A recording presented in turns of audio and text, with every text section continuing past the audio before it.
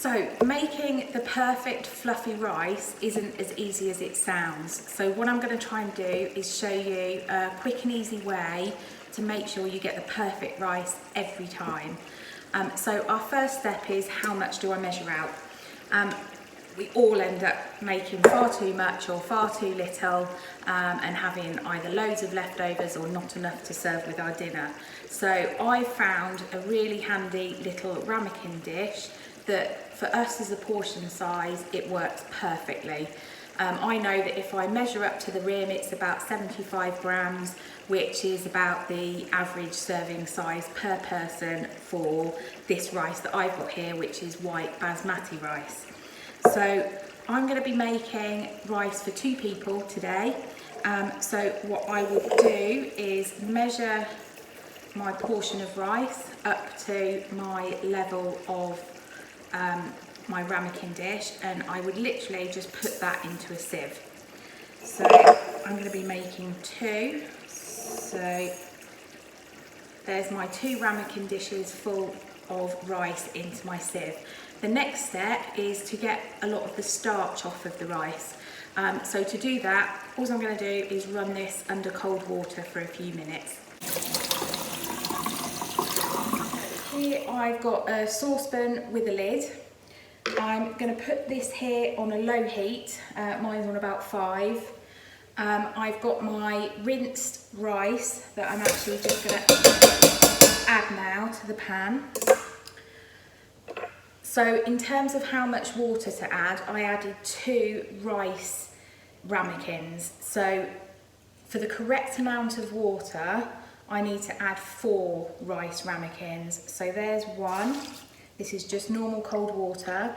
You can actually use boiling water if you want to speed up the process, but this is obviously cold.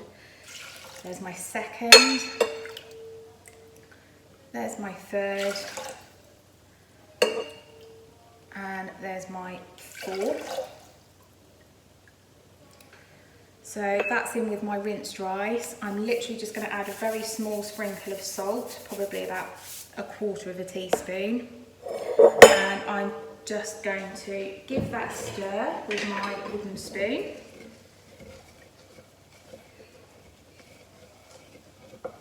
And I'm going to let it come to the boil. Now the rice is bubbling away nicely and it's come to the boil, I'm going to actually turn the setting down to the lowest possible heat that you can.